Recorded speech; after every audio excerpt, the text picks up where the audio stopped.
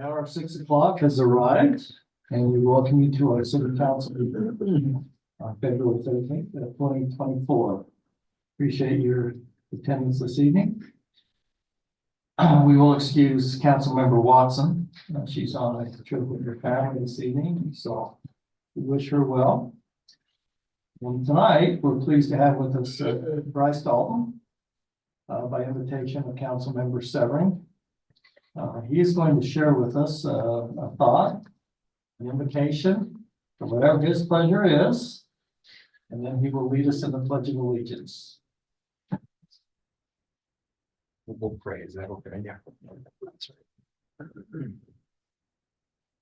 Our dear Father in heaven, we're thankful for this opportunity we have to come together as citizens of this community, this great country. We're thankful for the freedoms that we've been blessed with and that we've been given. For those who have sacrificed so much to be able to make this possible, we recognize them and are grateful for their service. We're thankful for those who dedicate their time on our behalf to be able to lead this community. We pray for them that they will be inspired in all that they do, that they will have righteous desires to help those around them and to serve our community in a better fashion so that we might all enjoy the blessings of being here. We're thankful for this great land, and we pray for our leaders throughout the country that they will be inspired in the decisions and choices they make.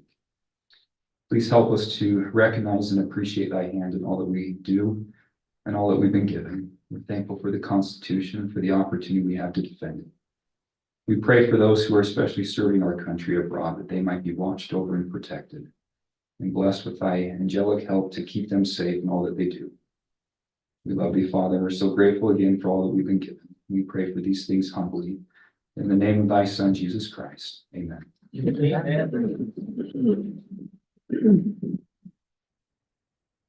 Pledge allegiance to the flag of the United States of America and to the republic for which it stands, one nation under God, indivisible, with liberty and justice for all. Thank you very much. Appreciate that. All right, we'll start our meeting tonight with our consent agenda. Council, are there any conflicts of interest this evening that need to be disclosed or concerns? I see none. We'll move on then to item number 2. This is regarding to the following city council meeting minutes. The meeting of January 9th, 2024, January 16th of 2024, and January 23rd of 2024. If you had a chance to look at those minutes, are there any corrections?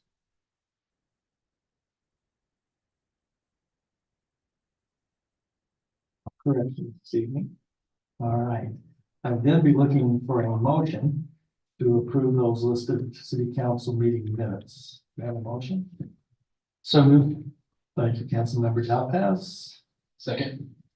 Councilmember Over. All right, any further discussion on those minutes? All in favor of the motion, say aye. Aye. Any opposed? Motion to approve the minutes passes unanimously. Move on now to item number 3. This is a discussion on action to release Councilmember Christina Watson, who is a member of the General Plan Advisory Committee. This is in accordance with our city council rules and procedures as outlined there. Now being a city council member, she's requested to be released from that committee. Do we have a motion to do so?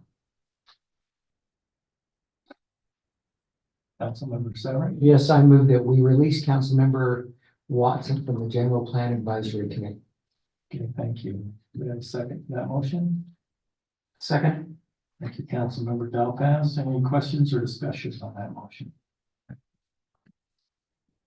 All right, all in favor of the motion, please say aye.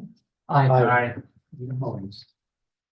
Seeing none, the motion to release Councilmember Watson from the General Plan Advisory Committee passes unanimously. I will now enter into our active agenda. We'll start with public comments, and just a reminder, if you would review the public comments section of the agenda if you have one. That would advise to limit your comments to no longer than 5 minutes.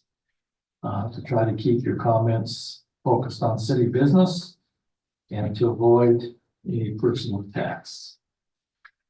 So with that in mind, anyone who'd like to make a comment, and John, if there's anyone online, if you would let us know if they'd like to comment. Anyone this evening?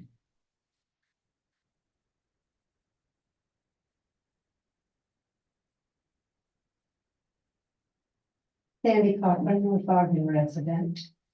As the daughter of someone who served 20+ years in the military, and the former wife of someone who served over 21 years, and the mother of someone who did 4 tours in Iraq, I'd like to say that I support the city of North Ogden, their participation in the military banner project. I understand there's some. The goal is to eventually get this to be funded completely by donations, and I also support that. But to get it to there, I would like to see the city help out. So, thank you.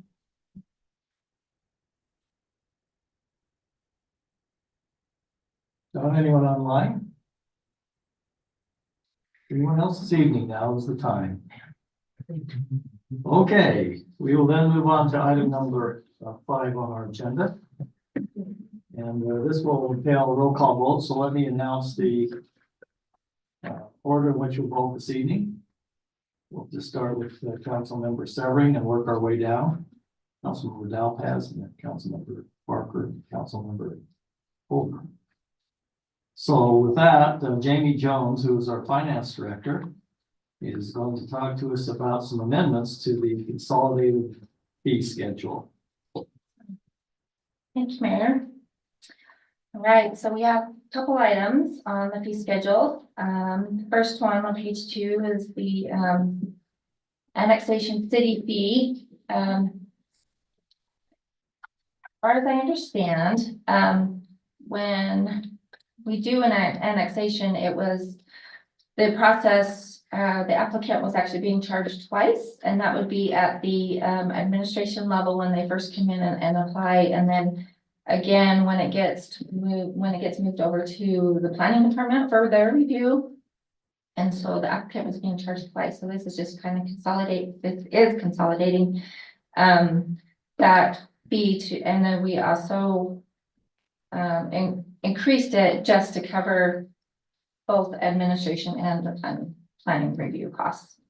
So that one goes from the $935 to the $1312. And then the other one is on page 8, which is the North Shore Aquatic Center. So we've had lots of discussion about trying to make the Aquatic Center fund itself. And Justin and I and John have gone through this a lot. There's lots of changes on here, but how do I want to say this? So basically the idea is that we're going from $1 an hour per swim to $1.33. And so that's why it jumps from $6 to $8. And yes, this gets rid of the North Ogden City resident discount. But Justin, correct me if I'm wrong. I believe that majority of the tickets were at $6.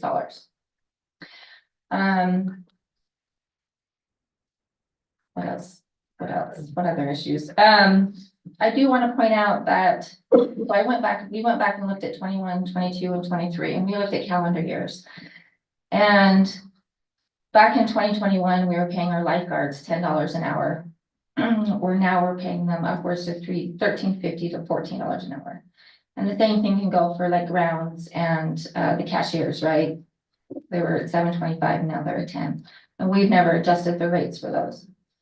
Our utility fees have doubled and our chemicals have doubled just in that short period.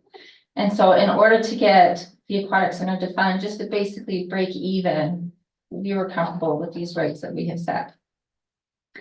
And then also keep in mind that this doesn't cover replacement costs of the pool. I know that the RDA fund is getting ready to put in the 1.6 million. But after that, right now, there's no plan for replacement costs.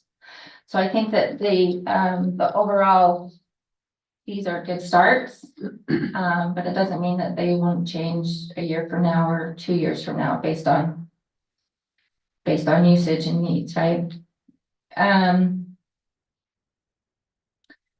Let's see here if there's anything else.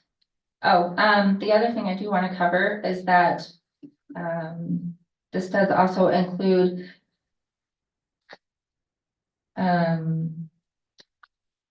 removing where we are covering the sales tax and the credit card processing fee. So right now at the $6 amount, technically the city is getting $5.41. The rest of it is going to pay sales tax and the processing fees. So this will make it to where it is the full $8 and then the customer will be paying the other charges. Is there anything else? Did I miss anything, Justin? Group reservation. Oh, do you want to talk about that? Yeah.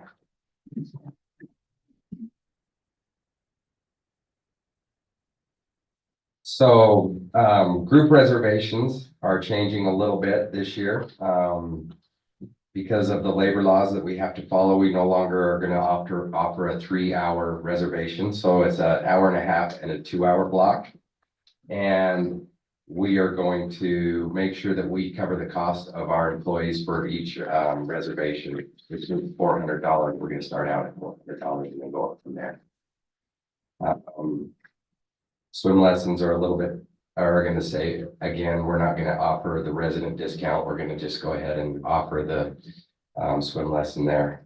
A few other things like that. If you have any questions, I'm happy to answer those. Justin, I've had some comments back at the reservation time, by the time they set up.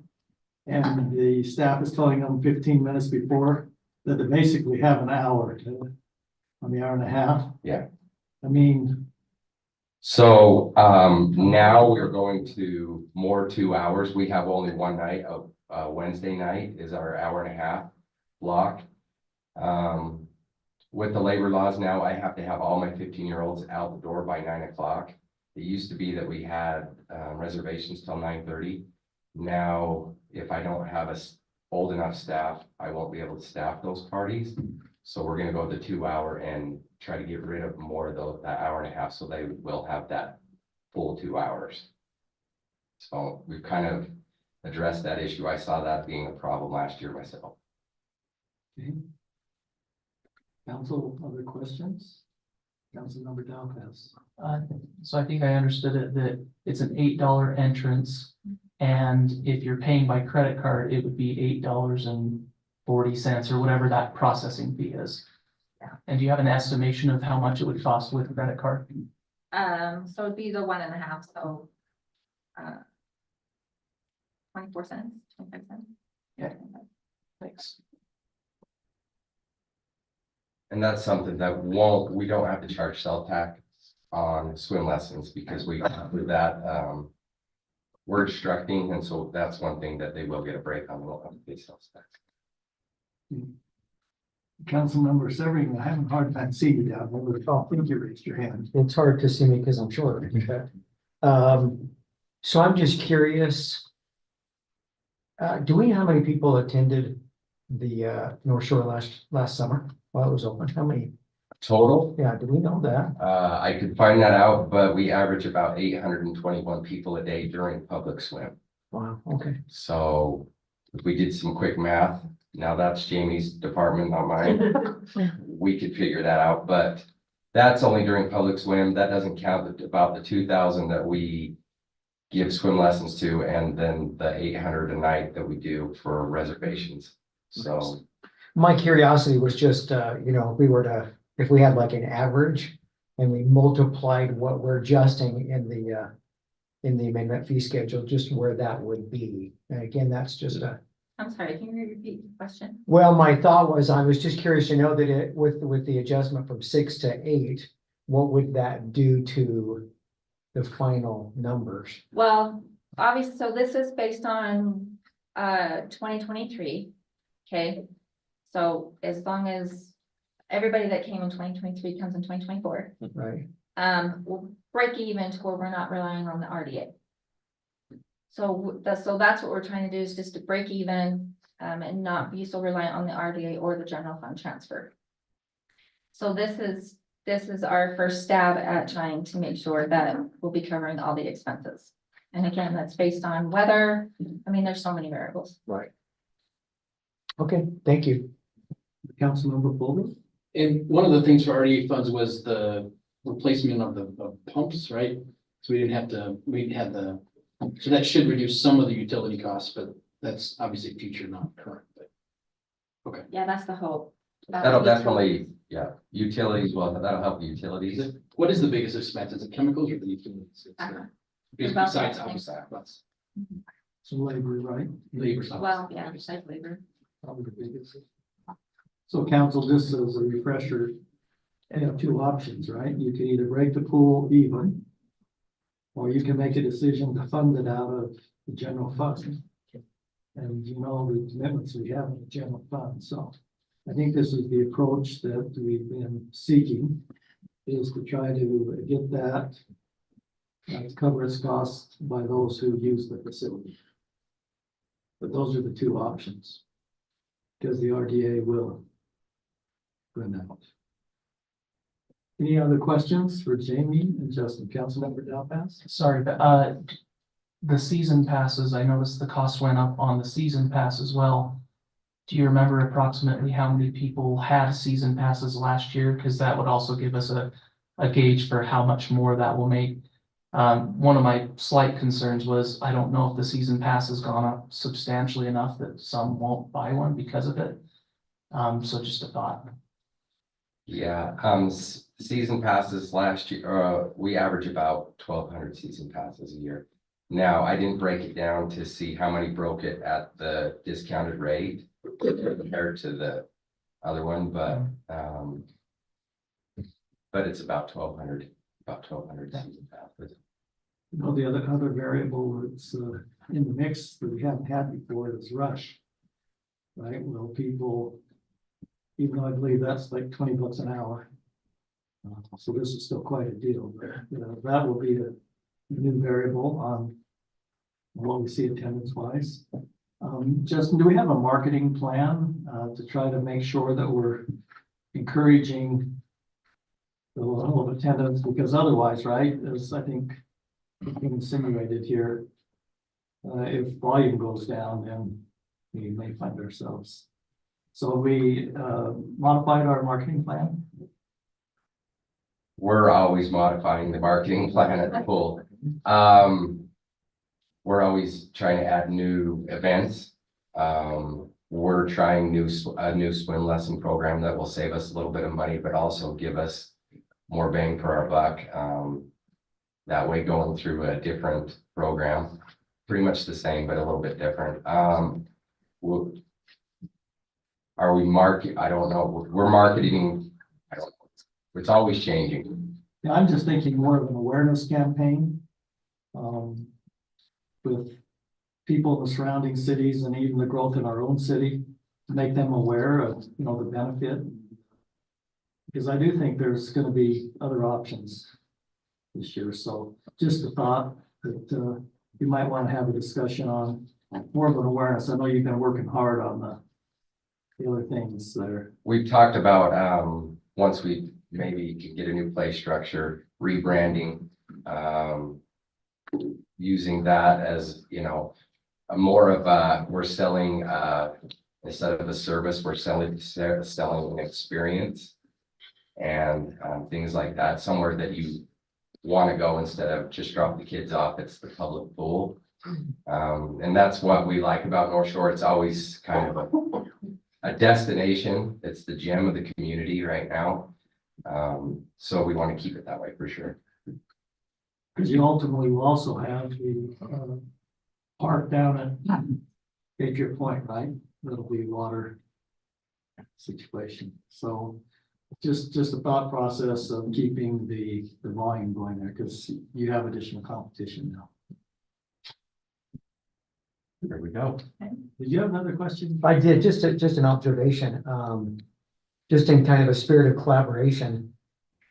If we're just trying to break even, would there maybe be room on this to, try to get some money in the kitty and maybe go 850 or something like that for a? You know, ultimately, I think as Jamie mentioned, we're gonna have to watch it closely.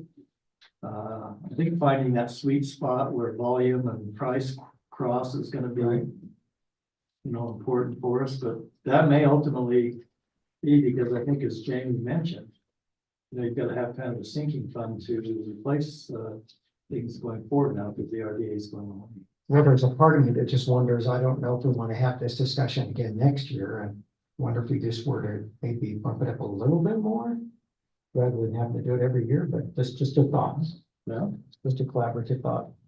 So my thought is this is the last year that we are, well, we might have, I think we had potentially, depending on how we come on the numbers, we could have up to 3 years that are supported by RDA with that money that we had set aside. But I think I'd be worried about going too high on the entrance amount before we know what the impact is. So I'm a little worried about $8, but I'm not overly worried about it. But I don't know, I think maybe if we went too high, we wouldn't have that backstop of the extra RDA funds that are gonna help us this year and potentially the next 3, depending on how the weather goes. And so we could evaluate it next year and we can pinpoint it a little better, hopefully. this is really going to 8.25, right? Because the fees, we've been eating the fees before and now, Well, we don't keep the quarter. I know, but we've been paying it out of $6 now. Yeah, so we are, yeah, so $8 is plugged in, it's plugged in at $8.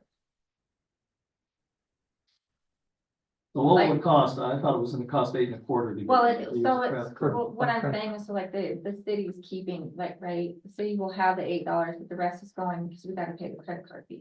Yeah, but right now, we charge $6, we're only keeping $5.50. So we're gonna keep $8 versus $5.50. Right. So, just so you know that there's actually a bigger benefit to the city than just the increase from 6 to 8. Because we were only, even if it was $5.75. Okay. Versus the 6, now we're gonna keep the whole 8. Is the other. So we're really getting like a $2.25 Okay. difference. Well, I'm just thinking in my mind, and I didn't understand that perspective. I thought that the $2 was gonna basically get us back to where we're self-sufficient. In my mind, self-sufficiency also means we've got enough money in there to meet any kind of issue with things being broken. Yeah, So, that's ultimately where we need to get, no doubt about it. But I think we're just kind of trying to see how we get there. okay, just a thought. Thank I think you. that is the long-term direction. Any other questions? Jamie or Justin? We really appreciate the good work you put into this. You know, it's been kind of a long process for you, so thank you so much for your efforts. Okay, council, you have seen the proposed adjustments to the fee schedule. Do you have any other questions, or would someone like to make a motion to adopt the amended consolidated fee schedule that's presented by Jamie? Councilmember Barker, Is this resolution 2-24? 02-2024. Okay, I'll make a motion, we approve resolution 02-2024, amending the consolidated fee schedule as presented. And we have a second? Second. Okay, we'll have a second by Councilmember Colbert. Any further questions? This will be a roll call vote. So we'll start with Councilmember Severing, Yes, Councilmember Dalpez. Yes. Councilmember Barker. Yes. And Councilmember Colbert. Yes. Unanimous vote passing resolution 02-2024 to amend the consolidated fee schedule as presented. Passes unanimously then. All right, we'll move on to item number 6. We have with us the legend this evening, Trent Williams. He's the sewer supervisor. That's quite a title. Sewer supervisor. He's going to discuss our action to approve the 2024 municipal wastewater planning program. Maybe just a brief background for Councilmember Polar, who's followed the news as we've done. This is a report that has to be done every year by the state or by every city that has collection system. So every city in the state does. And the state wants us, what they're doing is track and make sure we're all certified where we should be, making sure we have the funding for repairs and anything like that that we need. Just make sure we're following the rules and doing things by the book, what we should be doing. Make sure we have a written program with our sewer stuff and make sure we know what we're doing. This also entails, they ask for like how many backups we have. Let's talk about 23. We report that we had one backup last year, but it has nothing to do with the city. It wasn't anything to do with us. There was 16 pages, I think, only half of them were pertain to us. The other part that didn't pertain to us is lagoons and treatment plants, which we don't have, thankfully. If you have the same packet that I have in front of me, everything in red is the answers that I marked.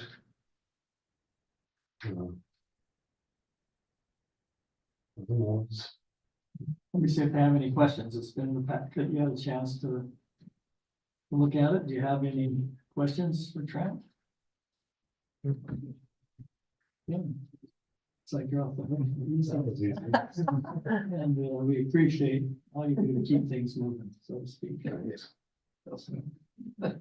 All right. Thank you.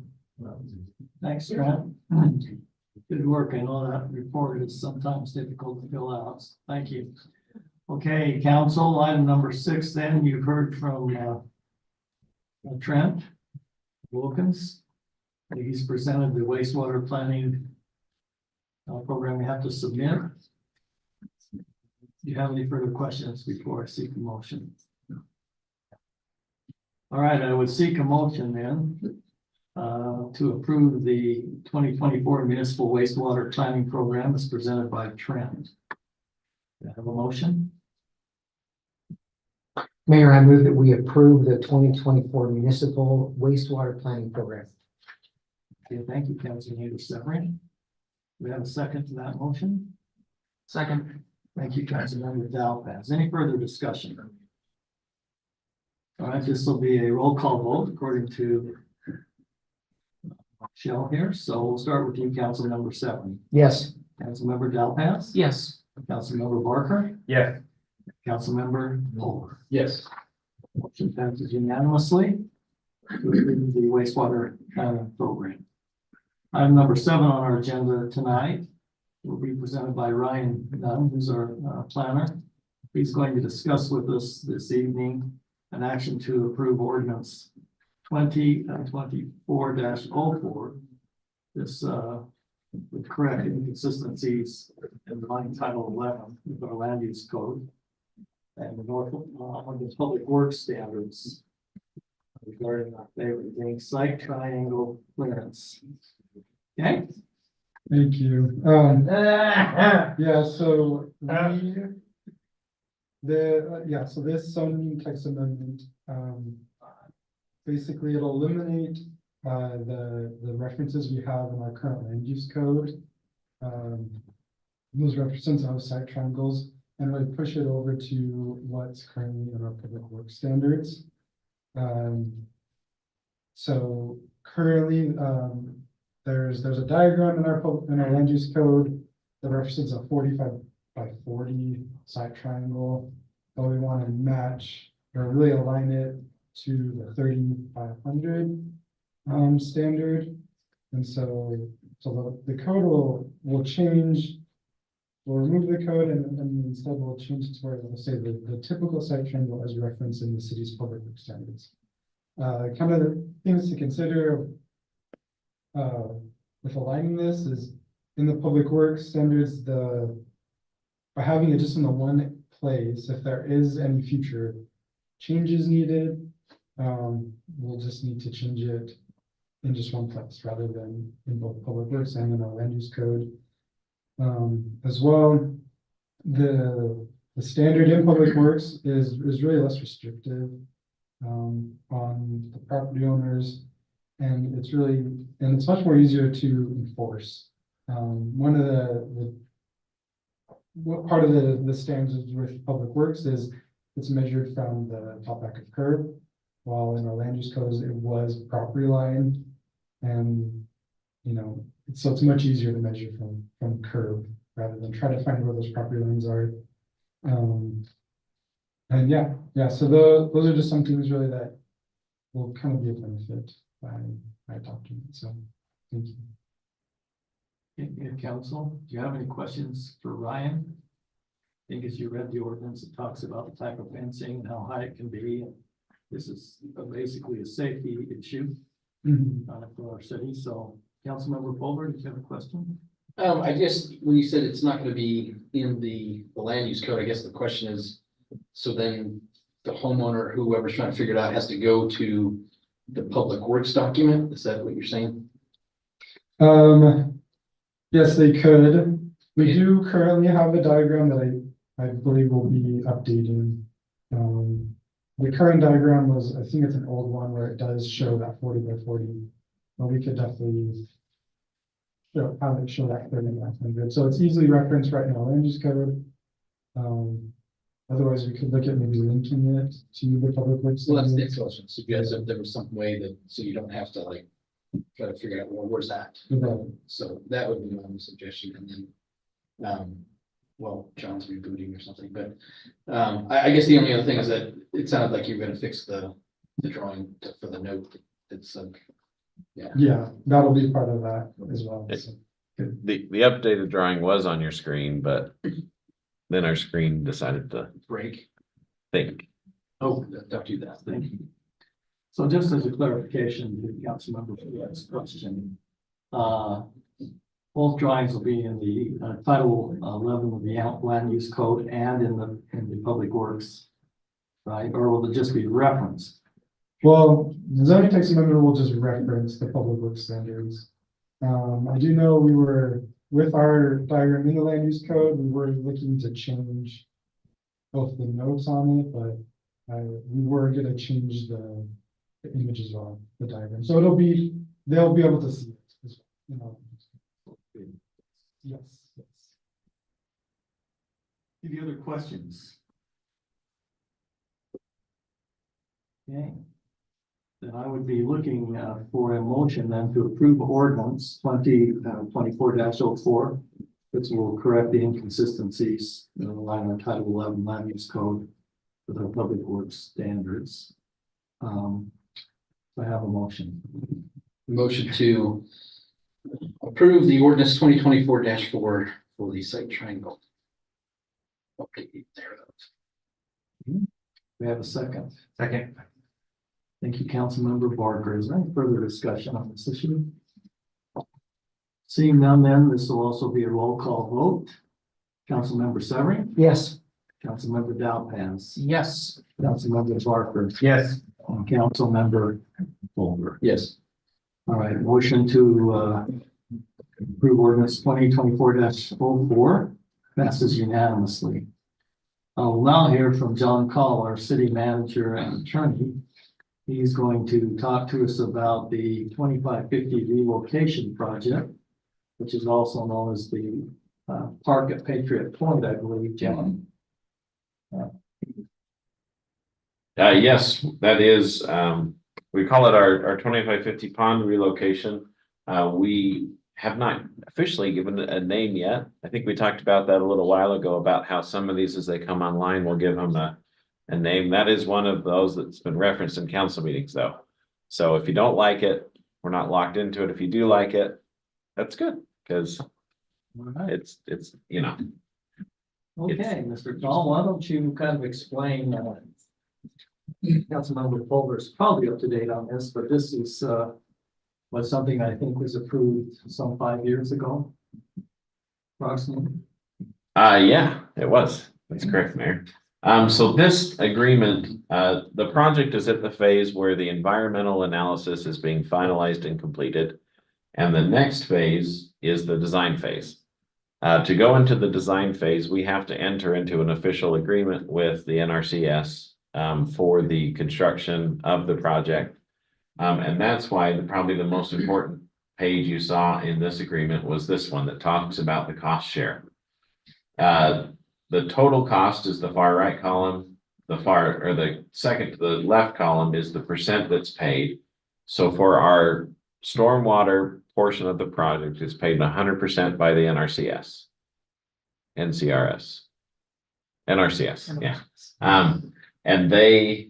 And that is partly because that's how the funding initially started. This program is big enough to handle dam projects and major flooding issues, but also small enough that it can be tailored for our size of project.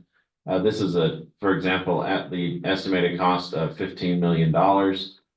It is expected to be much smaller than most other projects that'll run through this program.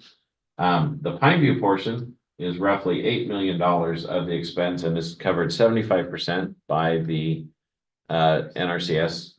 And then the park portion or the recreation component is about $2.5 million with a 50-50 match. 50 from the city, 50 from the NRCS. The Pineview portion, none of that responsibility falls on the city. All of the environmental analysis is covered, essentially 100%. And then all of the design is covered 100%. So both of those are paid for by NRCS. It's only the actual construction where you start getting the split and the mix of how it's shared.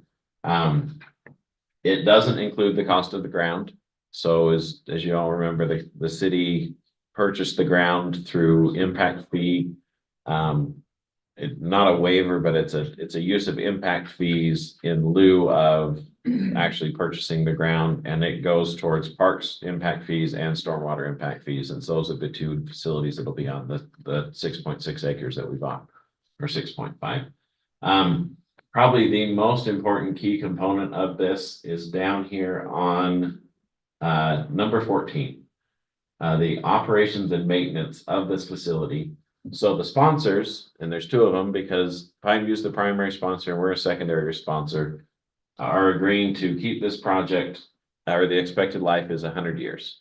And so we are agreeing to maintain and operate the facilities that are being funded for 100 years. Specifically, like I said, its major focus is on stormwater, flood control, and then the secondary, which is why it's 70. So stormwater 100%. So that's the most important to them. 75% is irrigation, and then 50% is recreation. And you really only need two of the three, but essentially we are agreeing that we will operate storm and recreation facilities on this property for the next 100 years. Doesn't mean it has to be maintained exactly like it is, except that there would be a reason, for example, to deconstruct the facility and lower the bank and hold less stormwater than we currently do. When this is signed, there's a 45 to 60-day process to get the official approval from the national office of the federal program to get signatures and get moving on the design.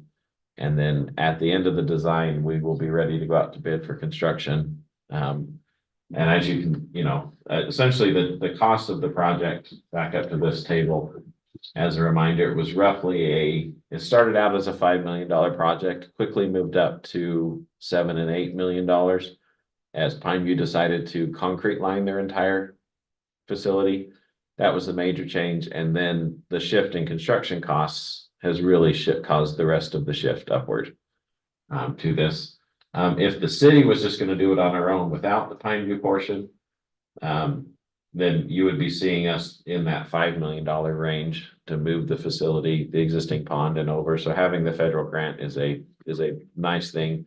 Because the actual final cost to the city is roughly $2.25 million, or sorry, $1.25 million. And then also remember that RAMP gave us a large major grant approval for the recreation component of just about $750,000. So it's gonna end up being a pretty good project for the city at a fairly reduced cost with all the way the partners have come together to try and make this successful. And the old property that we're moving the basin from, which couldn't have handled any additional stormwater capacity, is gonna end up in the commercial market and eventually have new businesses and sales tax generators and things like that as well. So it ends up being a real win for the city. But those are kind of the most important things in this agreement. I'd be interested in if you had any questions or thoughts about any of the provisions. It is kind of a federal document that doesn't have much wiggle room, if any. And so, but if you do have questions, let's talk through them. I think council, the statement by John is correct. If we want to move the pond, it's kind of what we're facing here. I would point out, John, correct me if I am wrong, but the city valued those waivers at about $1.2 million. Yes, And we put $500,000 into a pipe, so on top of that, it was basically 1.7 million. correct. Yes, Mayor. On top of that, the costs have gone up dramatically, so we're grateful we got a grant for the recreation part of the project. It is important, I think, to get this signed so we can start moving forward. I did get some good news today. The property has been signed under contract by all parties. So unless there's some due diligence problems, that development will start moving forward. The anchored portion of the development will be where the current pond is. And we do have a legitimate buyer for the pond. So all things moving forward, if we can get this going, I think it will kind of relieve all of our total reliance pretty much on property tax from citizens and get us more balance. So I think it's important now that everything's lined up, we get moving forward. John, refresh our memory on the additional acre feet of storage that we'll get. We're what, 22 now or 20 at the current? So at the current one, we're like 18 and a half. And then we should be moving up to 22 and a half. The design will fine tune that. We'll have an exact number for you sometime soon. What questions do you have for John? Councilmember Fuller? You said design phase, how long does that take? 6 months is the engineer's estimate, but we have already met with them. Mayor helped us put a little pressure on them, and we think we can get that down. What we really want to be doing is bidding it out in the fall. I mean, we'd love to bid it out tomorrow if we could, but the fall we will get better pricing because contractors are lining up their projects for the next summer.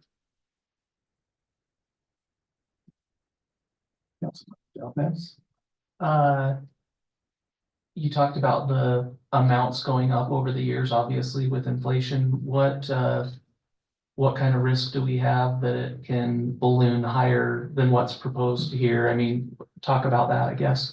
So the nice thing about this program is they don't assign the fund dollars. This is an estimate. And so they will assign the actual construction dollars once we actually get bids back. So when we finish design phase, they'll authorize us to go out to bid. And when we get bids back, then they'll approve those numbers in the bid. And so there should be small risk to the city of an increase. Because they also will have a pretty hefty contingency in there as well. Good. And just as a reminder, this is one of the commitments that made that we've set aside for in the capital projects fund. So we have that margin there too. You can see it's gone up nearly 50% from the original projection. And I know that John worked feverishly to kind of cut back on, make it a good part, but not an overwhelming situation where the city was at more risk. Any questions? All right, council, I would be then looking for a motion to approve the agreement with the NRCS for the federal grant funding program. It's presented by Mr. Call. Do you have a motion?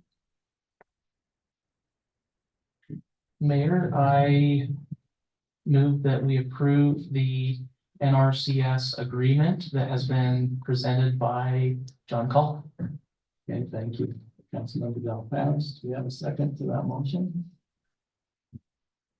Second. Thank you, Councilmember Fulton. Is there any further questions for John? All right, Councilmember Barker.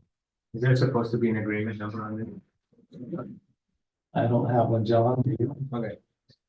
Just making sure before we bring it back. Okay. So check. Um, Right. we should, yeah, let's give it an agreement number. That'll help keep it in line. So we want to use agreement number. I believe this is our first one of the year, and then the next one will be our second one of the year. So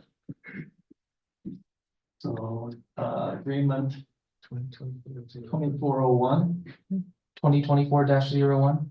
Yes. Okay, so I'll just make my motion. I motion that we approve agreement 2024-01, which is an agreement between ourselves and the NRCS for a federal grant. And I still second. Still second, okay. Any further questions on that? All right, this will be a roll call vote. Councilmember Severing, we'll start with you. Yes. Councilmember Delphas, Yes. Councilmember Barker, Yes. and Councilmember Holder. Yes. Okay, the motion to approve agreement 2024-01 with the NRCS passes unanimously. We'll now move on to item number 10, I believe, on our agenda. Well, that was the motion to approve the agreement with the NRCS according to my agenda. We've got 9 over here. I don't know.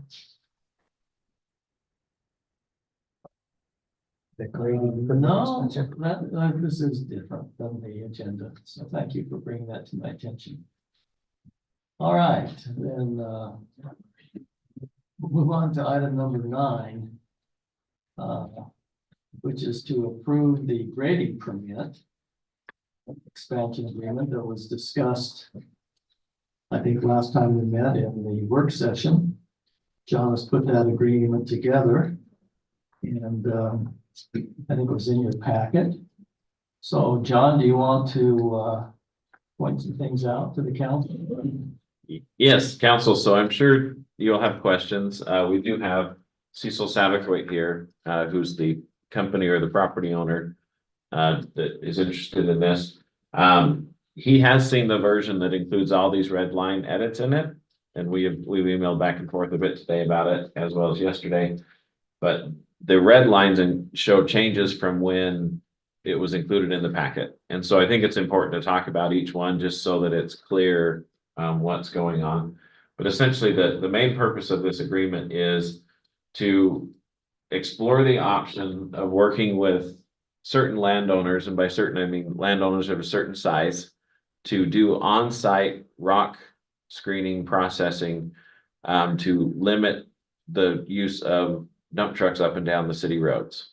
Not every site will be suitable. They won't have the right materials and stuff, but Northview phase 9 does have the appropriate materials that could be used to create road base and some other products that can be used on site for the installation of pipes, retaining walls and other things.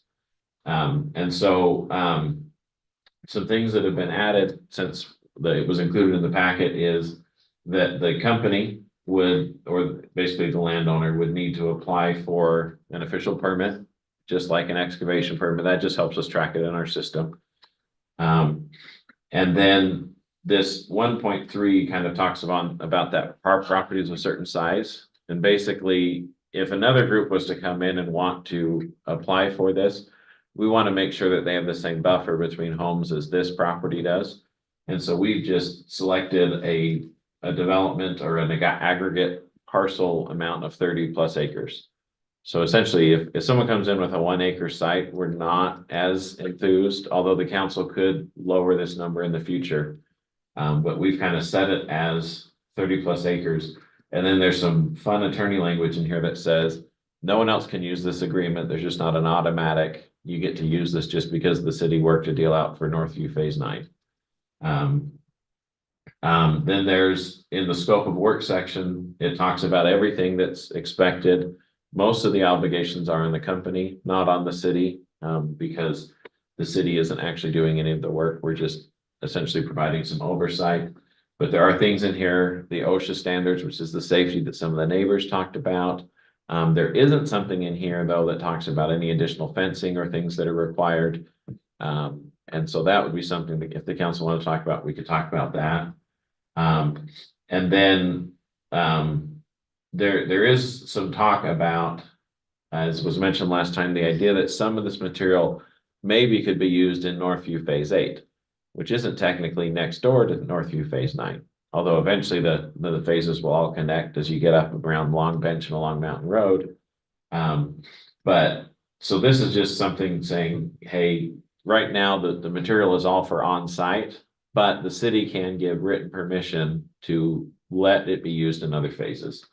But let me zoom in a little bit on that now that I'm closer than the rest of you are, and so I can read it and you can. But so it just says, basically this helps the company know they need to get written permission. They can't just say, oh, John told me, Dave told me, Mayor told me. And we would anticipate that written permission would come back to the council in the form of an agreement to this amendment to this agreement.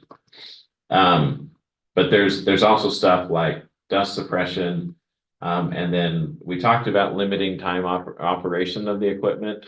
Right now, everyone seems okay with Monday through Friday, 7 a.m. to 5 p.m.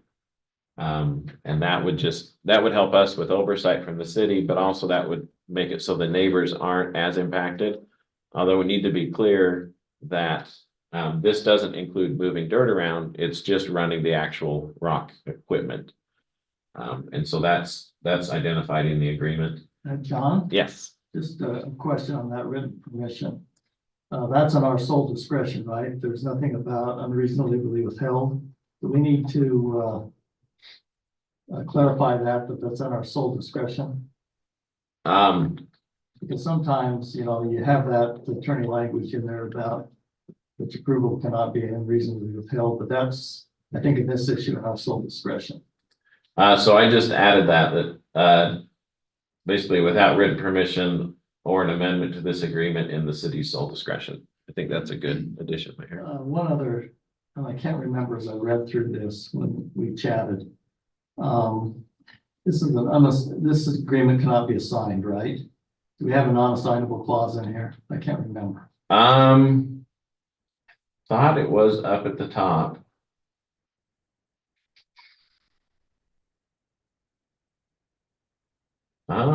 We might, you know what, I'm not sure that that's in there, Mayor. So we can add that while we're talking. We'll add that one at the end while the council discusses this amongst themselves.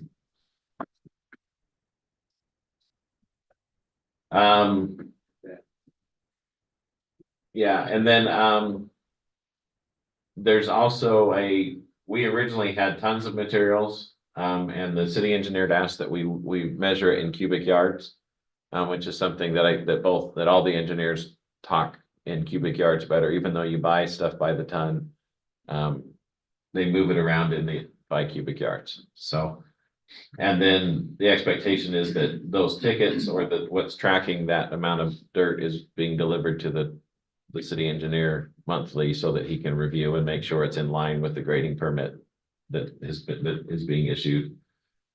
The idea was this would be effective for 6 months. I know Cecil's group has said it's more likely going to be 3 months. And so that's something we could talk about.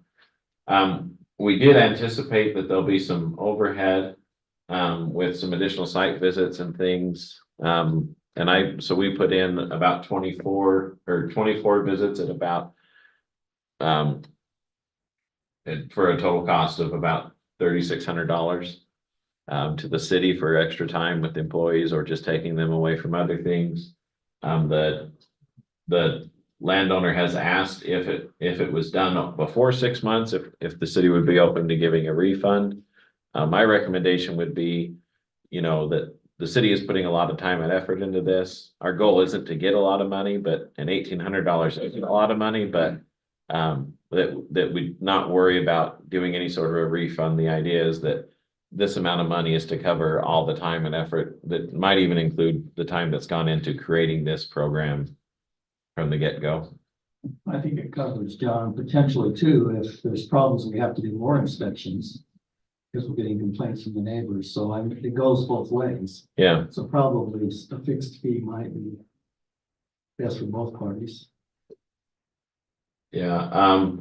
So anyways, just things to think about. The indemnification clause just basically says the company will protect the city if something goes wrong. In most scenarios, the city wouldn't be liable just because of who has ownership and control of the property. So it's just kind of an extra little catch-all for the city. Requires them to have insurance, which they do as developers. When they get their permits to dig and stuff in the hillside, they're required to have insurance just as a matter of just compliance. John, usually in most agreements I've seen, it has a minimum amount. Because under this, it just says they have to have insurance, general liability insurance. That could be $5, I guess, not that Cecil would only carry that amount, but usually there's an amount in there of minimum liability, and I don't know what they carry, what the company carries. Maybe Cecil could tell us that. And we're not trying to put additional weight on it, but we do need to, I think, make sure city's protected with adequate insurance. Okay. Just writing numbers down, so while you're discussing, I can make some tweaks. They are required to comply with all the laws, state and local. When it comes to termination, we talk about material breaches, and then we talk about that lower in 8.3. But anything that isn't, or anything that would cause the termination of the agreement, they would need to move the equipment within 10 business days, unless there's some sort of approval saying, hey, the whole hillside's covered in 3 feet of snow, or so we understand it might take a little longer. And then the idea is if we give them a termination letter and they say, hey, we want to run 2 more batches before we move it, the understanding is that the city could immediately enter the property and seize the equipment and impound it, which would cause fees to go up to get it out. It's pretty expensive equipment. I don't know the exact value, but Cecil could probably help you understand that if you'd like to know. Then these are all the what I call the material breach provisions. So these would be automatic terminations. The first one focuses on hours of operation. Before 7 or after 5 or on the weekends, that would cause an immediate revocation of this. For a SWIP violation, this would just be focused just on the area around the rock crusher. If they're out of compliance with their plan and they don't fix it within 24 hours, that would be a breach.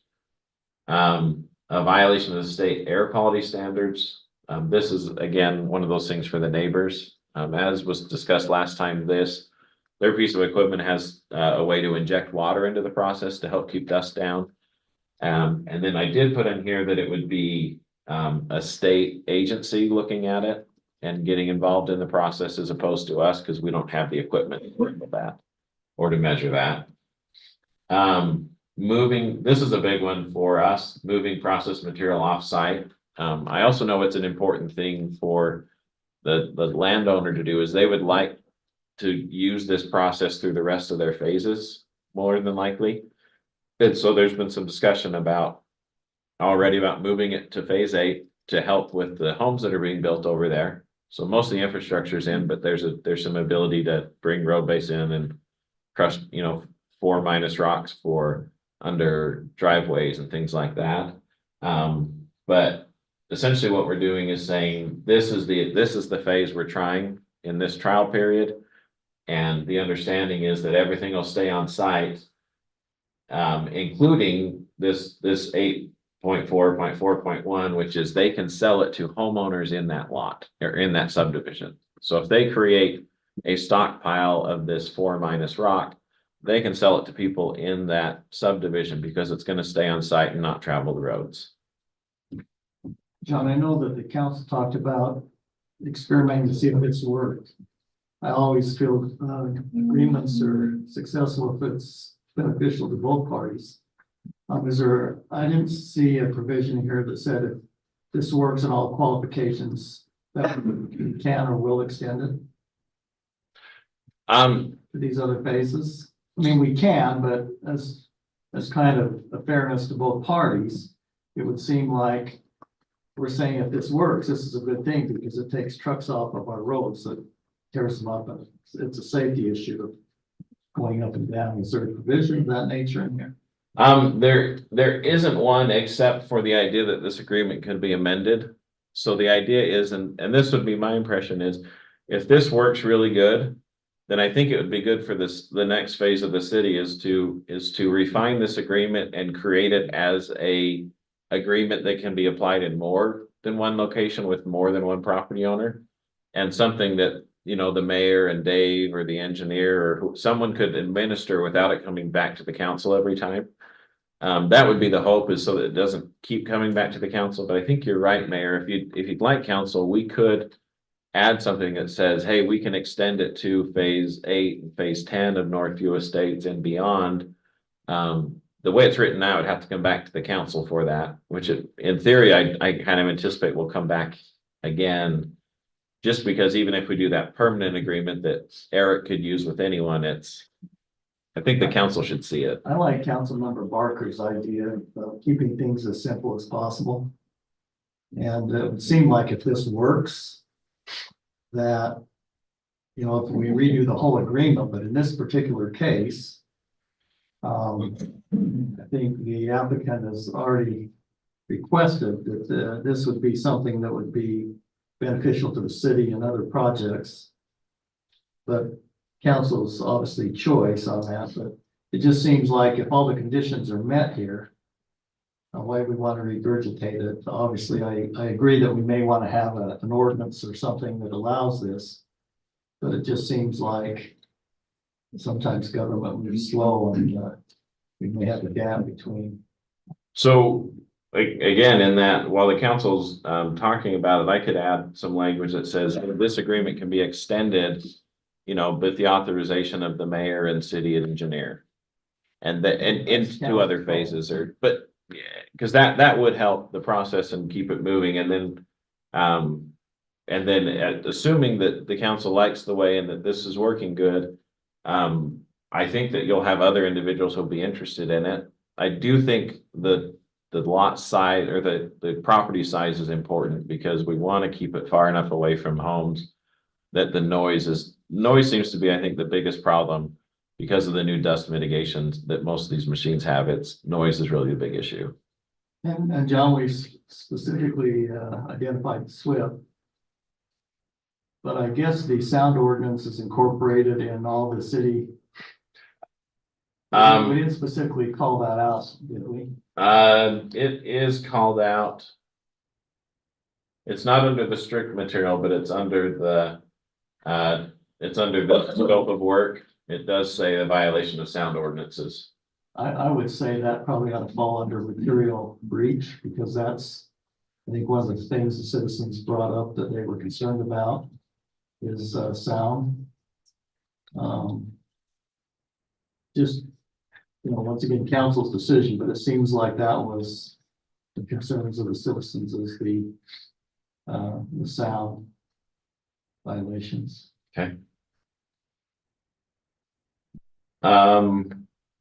This bond, subsection 10, is intended that if they post the bond, which will be refunded at the termination of the agreement, if they didn't break any rules, or if we terminate and they move the equipment off like they're supposed to. Essentially, the $10,000 is there to cover the city having to pay someone else to move the equipment off the property. And that's why we'll need this address from them on where they'd like it delivered to. So if there's a breach, we want to call someone up and say, hey, come pick this up and take it and drop it off at this address. And it wouldn't be as simple as that. There'd be a lot more conversations, but the $10,000 is intended to give the city the ability to do that without then having to go after and try and get the money. So, the attorney's fees and dispute resolution hasn't changed. The idea is that it would be just binding arbitration. My impression is that attorneys in courts are more expensive than they're worth a lot of times. There's a valuable place for them, but arbitration usually occurs quicker and is better for everyone, and you end up with a similar or equally as good of decision. Most of the arbitrators are retired judges. And then I added this provision that just says the company will let city enter the property, they give us authority in this agreement to let us enter the property when we need to. And then there's an added section on notices. Again, we'll need the address from where they'd like the notices sent, including an email address, just to help with getting everything in. And then there's just the extra kind of fluff at the bottom. So if the council, while you're talking about it, I'll add a provision here. I'll probably keep entire agreement underneath, so I'll add it in between 13 and 14. One for the non-assignment, and then the ability to extend it to other phases. John, would it be appropriate now to hear from Cecil, his comments, so the council can have a discussion regarding the whole situation? Would it be appropriate now? Yeah, that'd be great. Cecil, did you have something you wanted to make the council aware of? Yeah, just a couple things. I was first giving John a hard time a little bit about the fees. But after a work session, and for him to come back with an agreement like this in less than a week, if we had to hire an attorney to do that. You know how it works too, though, Cecil. So I understand that When you negotiate fees, they never go down, they just keep going up, so probably 3,600 is a good place. Yeah, but no, the agreement, I think we're all on board with this. There's just a couple like details, and one of them is, it's in like 4.1 and, really 8.44 and 2.1.7. It's kind of exclusive to Northview Estates Phase 9. Our plant will actually be set up out just north of the platted Phase 9. And part of that material is planned to be used as a rock retaining wall that will be on Phase 10. There'll be one on Phase 9, but another one on Phase 10, the future Phase 10. So if we could just add maybe that to the language that we can use the material for Phase 9 and the future Phase 10. It still stays on site, but we're just kind of moving up the hill. And then there was a part about stockpiling. And if we have any material left after Phase 9, once we've moved everything out, we'd like to have the opportunity to stockpile material on the future Phase 10 that would be used in Phase 10. So if we can include Phase 9 and future Phase 10. That's really the main one. And I don't know how specific we need to get on, this is right at the beginning on 1.1, it talks about what the material can be used for. Also, sub-base material for sidewalks and driveways. And that's just details, and whether we need to get that technical or not, I don't know. Do you have any questions for Cecil? Yes. Belfast? Phase 10, do you have that, a concept of that yet? We have a concept, preliminary drawings, and we're working on the grading plan. And that will be the next one to go, so it's just moving up the hill, and I can send that to you. What we have. Because the only hesitancy is what if Phase 10 is like huge, a lot bigger than we thought it would be or something Okay. like that. No, that makes sense. That's my only question. Phase 9 is 29 lots. Phase 10, I believe, is like 37, preliminary 37, 38 lots. So a little bit bigger than phase 9, But it is just immediately to the north. immediately to the north. Okay. Yes, and I can send that stuff too, and I believe the city engineers got those, has the preliminary plans, so. That was my main concern, is we don't wanna be just limited to. Cause we're actually gonna have to process the material off of phase 9, where future phase 10 would be. And also build that retaining wall on, for the future phase 10 before we even plat or submit that, so. Of course, by the time that starts, your 6 months may be up. But I think the. Right. No, but our processing material would be gone, but if we could leave the excess material that's stockpiled that we didn't use in phase 9, we just leave it there. Which And I to think be used for phase 10. helps the underlying concept here of keeping dump trucks off the streets, right? Keeping it local there. Yeah, so, and the only concern, and this is if they produce so much material, because we've allowed it to go for phase 10 and it's problematic. And so the idea of keeping it just to phase 9 was, this is just a little look at, should we do this? But I do understand Cecil's point, and if the council feels comfortable, that's good. It's just understand that the way that we're approaching it with all the material breach provisions is, I think city staff is gonna be really aggressive on making sure there's compliance, because we need compliance, because we've been trying to wrangle lots of developers for the last 2 years to get their subdivisions done, for example, and it's been rough. That's number 4. So basically, it's just the, because we saw the grading plan at the work session on the Right. table, and so basically it's the next tier up, and so you Yes. want to make sure you have that wall in place to do that. And I think I'm okay with that. I think that's basically literally phase 1 or something is to literally have it on phase 10, Yes. future phase 10. So I don't know how to put that wording in there, but I think it would be something to the effect, anything needed to get the plant up and running, even if it's not on phase 9 or something. And maybe even in a clause, because I know this, as John and I have gone back and forth a little bit, because this is like a trial run. And so maybe we put a clause in 3 months, let's revisit, see where we're at, and our estimation is about 30,000 cubic yards. But most of that will be, half of it is gonna be used in those rock walls and the sloping and the compact material. So by the time we get to phase 10, I don't foresee a huge amount, but maybe we can have a clause in there, we revisit in 3 months, because we should be close, or 3 months after we start. If we can get everything agreed upon, then we look at it again and say, we've used this much material, we've got this much material here. We'll have a better idea of, okay, can we stockpile 8,000 cubic yards for phase 10?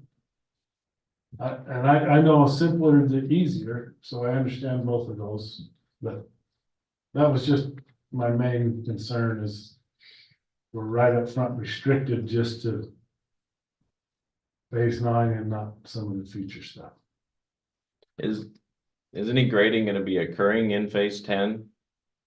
Yeah, because we'll be grading and it's still private property. So, yeah, we'll have to grade for that next tier of walls. And is that included in your current grading plan and approval that Eric's given you? It will be included in the new grading plan, and Eric has seen that, but I haven't heard him back there. So yeah, council, I would say from a staff perspective, as long as all the dirt that's being disturbed is part of an approved grading plan, there's not as a big, if the council's okay with the stockpiling, the staff just wants to make sure that everyone's following the rules. And so if it's included, then that would solve that. And I did add that here now, and this is under where it says strict on-site only. It says, basically, the mayor and city engineer may authorize the stockpiling of material for Northview of states phase 10 in their sole discretion.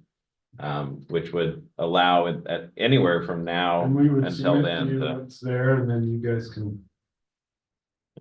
decide from there. How big is a 8,000 cubic yard pile? It help.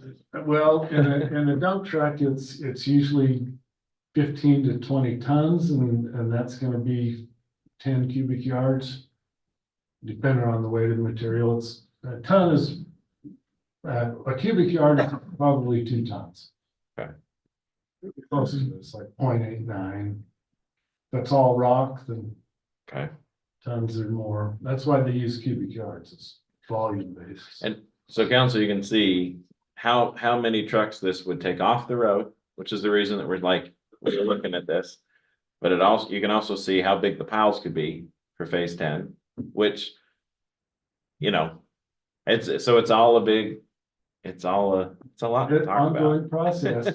So maybe that's why we put a clause in there that if we adhere to everything and revisit in 3 months, as we run, and another thing, if we can make everything work, I'd love to have a meeting on site with the engineer, city engineer and inspectors before we start, just so we're all on the same page. Okay, here's what we want to do. Here's the rules, so we both know. Because sometimes I don't want to be a disconnect between us and the workers up there and also the city inspectors, so we can work hand in hand as this moves forward. So. John? And one other thing I forgot to hit, there's a lot of talk at the state legislature about gravel pits and mining. And so we put this language in, it's been in here since the beginning, that basically says, hey, we're all agreeing this is a grading permit. This isn't a mining operation or a gravel pit. And so the understanding is that we just want to make sure that no one gets the wrong idea about authorizing a gravel pit on the hill. And I know Cecil's there too. I just don't. If you hear about it, I don't want anyone to say, oh, wait, Yeah. we didn't add this. We're not vested in that. Yeah. It's a different. Anything else, Cecil? No, I think that's good. There's just those few things. The main one was kind of the phase 9 and 10, they kind of meshed together with what we're trying to do, so. Any other questions, council? For Cecil, Councilmember John Pettis? Well, maybe this is just discussion in case he wants to, but maybe I'll bring it up and he might respond. This is, I had a conversation with Councilwoman Watson before she went on vacation, and she mentioned that one thing that she would like to see, and I agree with it, is it would be nice if there was just, even though it is private property and children shouldn't be playing in the area and it's posted, we think it would be great to have a chain link fence around the operation that can be locked every night. Just to prevent, well, it might protect you a little bit, but it would prevent people from coming in and messing around and potentially And getting hurt. That's something that, so as part of this, we still have to submit an application for the grading permit, which includes the safety and the security. So our proposal would be, we post it at the end of every shift, equipment is locked and secured, and then heavy equipment is parked at the access points so no vehicles could get in there. To do a chain link fence around this with the trucks and all that and with the excavation is gonna be very challenging. So that would be our proposals as far as the security and safety is at the end of every shift, everything's locked, shut down, and heavy equipment is parked at the access points and also posted. So that would be the way we would like to handle the security of it. Okay. Any other questions? I don't have a question, so, but I do have a question. Yeah. So, John, I'm just kind of thinking, I read through there the hold harmless. Is a hold harmless sufficient, or do we need to have that as additional insured? I'm just kind of working that through my brain. So usually an additional insured occurs when you're acting together in in a tighter capacity. It's almost like you're creating a third entity. And we're really trying to be as hands-off and stay like we are normally, which is the city's benefit to this is we get less trucks, but there's not a financial benefit or anything else. So I think a hold harmless works. Although most insurance writers would list us as an additionally insured with hardly any thing, although I've never dealt with someone who insures a grading operation. The only reason I asked that is when the mayor was talking about what amount of liability. It made me think, wait a minute, are we doing hold harmless? Or are we going in additional insurance? So just my curiosity. Okay. And the council, just so I'm okay with the stop line for phase two, so. I don't think we heard the amount of insurance. And I don't know it off the top of my head, but I do have the certificate that I will get to John. It's pretty high. But if it's not sufficient, then we can go from there. It's Merit Construction and all the employees are OSHA 10 certified. And they do a lot of high dollar jobs, so. And councils are usually what we typically see for a company is 2 to 3 million. And I imagine that's probably close to what they have, just because for example, the company that's really operating it can actually do road work in this, or they've done road work and underground work in the city for other contractors. And for any excavation, we want them to have, millions of dollars of insurance for that reason. But at 2 million, does that seem like a high enough amount? And I'll get that certificate to you. And it's in that range. I think it's 5 million. I know it sounds good. But we don't want to trigger any of that. More the merrier. No, we don't even want to go there. You brought it up. So, John, do you think we need to address the section 1 that he talked about, the underneath the sidewalks and driveways, this material being used? Just so it's clear that they can do that. yeah, I don't know. I know it's details, but. So you're talking. It's like section 1, it's like the Yeah, very the top, very 1.1. Yeah. So as one of the things, just saying that, And maybe it covers it by saying and rock for installation, retaining walls, roadways, underground piping. I would just include sub-base material for sidewalks and roadways. yeah.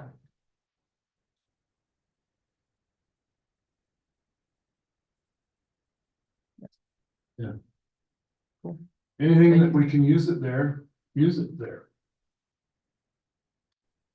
Any other questions? Cecil, have any other questions? No, I think we're good, and we'll go and get back with John and work through there and get a final draft and everybody read it and everybody's good with it. Okay. Thank you.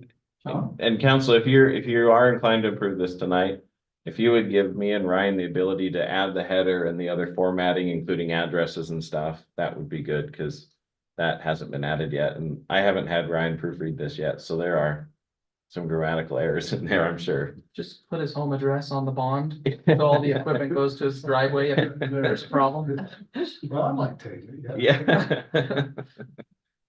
Okay, we have a motion in council to approve the grading permit expansion agreement as is presented here with the request by John to make not substantive additions, but to fill in the blanks of the addresses, grammatical errors, etc. Are you gonna do? No. Oh. Mayor, I move that we approve the grading permit expansion agreement 2024-02 with provisions that our incredible attorney can make format changes and adjustments as needed in the declaration. Okay, we have a motion. A second to that motion. Second. Member Pulver has seconded. Is there any further discussion? Okay, I'll seek a roll call vote then on 2024-02. As the reference in the agreement. Councilmember Severing. Yes. Councilmember Dalpatz. Yes. Councilmember Barker. Yes. And Councilmember Pulver. Yes. Okay, the motion to approve the grading permit as presented tonight has been approved unanimously. We'll move on to the next item on our agenda, which is, I think, item number 10. This is a discussion on the military banners, and the presenter will be Philip Swanson.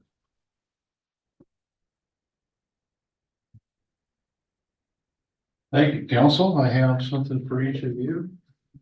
And you too, Mayor. Thank you. You'll just take these and just pass them.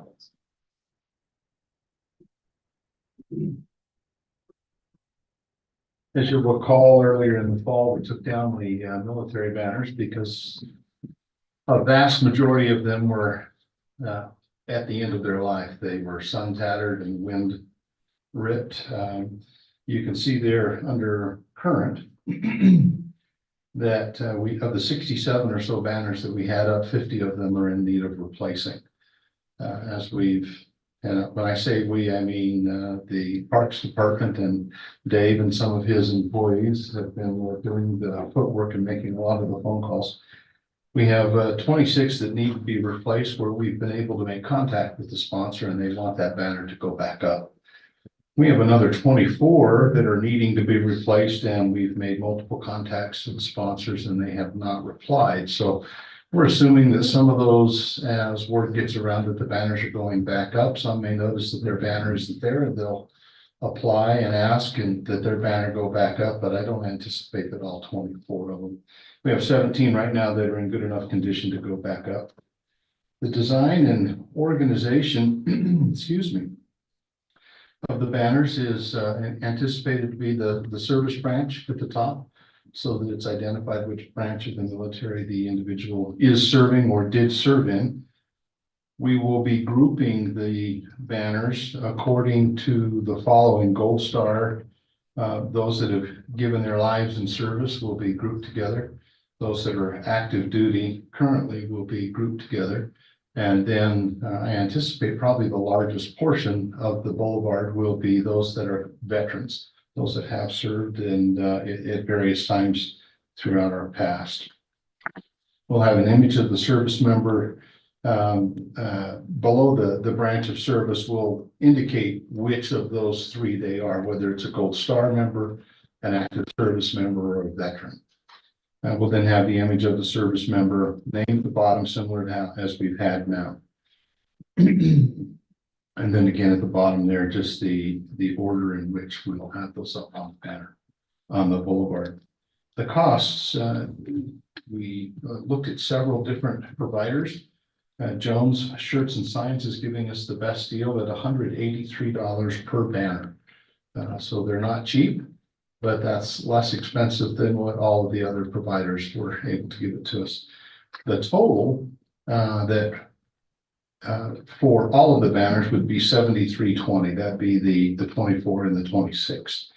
Right now, as of today, with the 26 that need to be replaced, we're in need of $4,758. So 26 times the 183.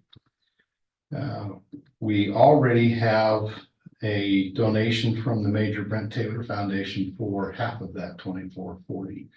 Essentially what we've done is take the total $73.20 and divide it by 3. We've got a third of that from the Major Brent Taylor Foundation. We're going to raise a third of that or more from private donations. And then we've through the foundation, we've also made a small request from RAMP to see if they will participate in the banners. We don't know how that's going to go. I give it a 50-50 right now. Maybe Kevin could give us odds. Isn't it in Arts? Yeah, I think it is. Yeah, I'm Parks and Rec. Yeah. Oh, the Parks. Okay. Never mind. Never mind. I'm giving it a 50-50 at best with RAMP because I mean, it kind of fits if we stretch a little bit. But I don't know that it absolutely does. So we'll see if they contribute some or all of the requests. That'll be wonderful. It's just kind of icing on the cake.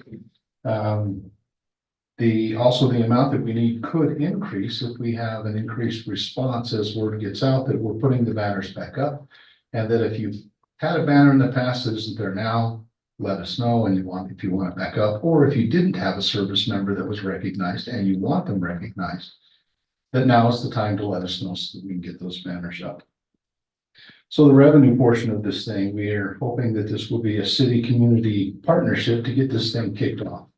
In the future, we anticipate it being a fully private donation, either from the Major Brent Taylor Foundation exclusively, or public donations as well. There's quite a large support in the community for the banners, and I think we won't have any problem raising the money. So 48, excuse me. I put that on there wrong. 4880 would be from private donations, not just from the Major Brent Taylor Foundation. It would be the foundation and private donations, the 20, including the 2440 from community members. The ask tonight is for $2,440 from City Council. With the 2440 that we have on hand right now from the Brent Taylor Foundation, with the 2440, if council is willing to approve that, we have what we need now to get all the banners that are requested. Now we can get them printed and we can get them up and get them rolling as we raise money for additional banners that need to go up.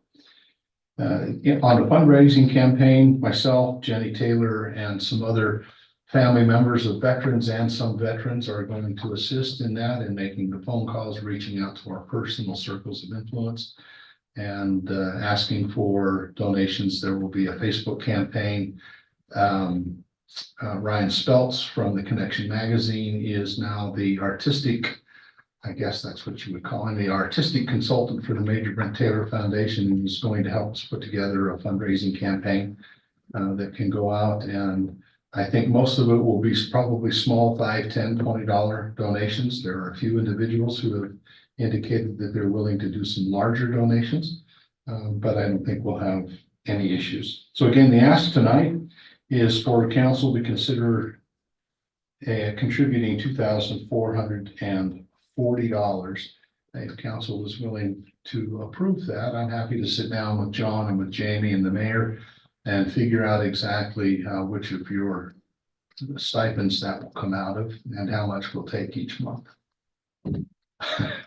So you did that. I would do it, but I don't have a stipend anymore, so. The only other question that needs to be asked, the first question, most important, is, are you willing to contribute the funds? The second is, how do you want the donations that come in from citizens handled? We have two ways that we can do that. One is directly to the city through the city's 501c3, or we can run it through the Brent Taylor Foundation and its 501c3. Either way is fine. I think it would, John, if you have an opinion on the direction that would go, if there's a one way that feels cleaner to you than the other, please let us know. I mean, we do take donations. It is oftentimes easier for people if they're donating to get a tax credit if they run it through a 501c3. I mean, they can through the city too, but. Right. That was our thought, that through the Brent Taylor Foundation, we can get those donation slips easily. And there would be, the money would be set aside and earmarked specifically for the banner, for the banners, and easy tracking, easy auditing, easy accounting. Questions?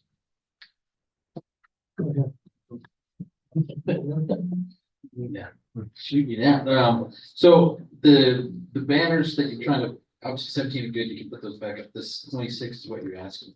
Correct.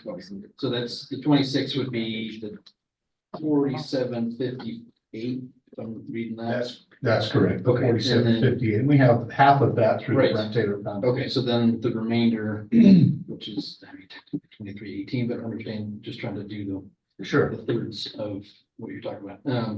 I guess the only other question would be, is people that had originally sponsored it, they made and this is history, not currently done.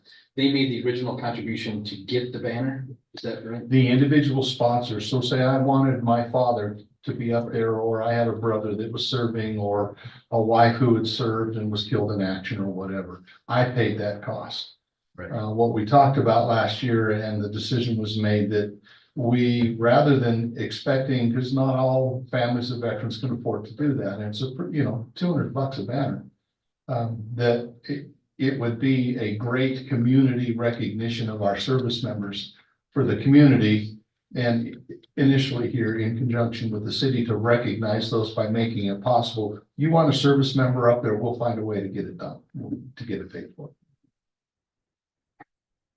So Councilmember Swanson, if I'm looking, excuse me, I get used to that. Citizen Swanson. They will start with C. So basically, we have two contingent situations here, which would be the community and the ramp. Yes, So without that, we have $4,800. if council is willing to donate to contribute the 2440, we roughly have $4,800, which would get us the 26 that need to be replaced right now. Plus the 17 that are in good enough shape to go up. The remainder, the 24 that we haven't heard from, if we had enough people to do those 24, that would all come from either RAP or private donations. So I guess it's kind of a first come, first serve, because if we don't get the money from RAP, we don't get the money raised from the community. I'm not saying that won't happen. Right. But the first 26 are covered. What happens when the next 24 come in? We'll cover it. I know that a bird in the hand is Can I worth. get your bank guarantee card Absolutely. there? A bird in the A hand blank is check. worth 10 in the bush. I served with you for 4 years and I know how you are about commitments and pledges. So then it's 24 total, so I mean, it's 17, 26, 24, that's the maximum you can put up on No, we have more posts. This is just the numbers of what we had That's previously. what We have, Dave, how many streetlights do we have? 100 something? Not quite 100. It's like 90 with the banner range. It's like 92, I believe. Yeah, 92. So there's another 25 to 26 on top of everything that's listed here that we could put banners up on. And I think we're reserving some of those for seasonal banners and public purpose banners, so Mhm. all of them won't be. I mean, we could limit it to 70. We could Well, let's see what the demand is. see what the demand is. Yeah. So I guess the question, council, is Mr. Swanson is asking for $2,440 from the council to kick this project off. John, where would that come from in the budget, or do we need to do a budget amendment? Yeah, I don't think we have room in any of our miscellaneous, so we probably bring back a budget amendment. I guess the important thing is to know that the council's willing to do that so they get the banners going. Let me just ask the council, if anyone's willing to make that motion, to donate $2,440 to this cause based upon a approved budget amendment by the council. But there's enough here that could obviously give a good feel for that. So, Councilmember Pulver? So we talked about seasonal banners. That comes out of which department?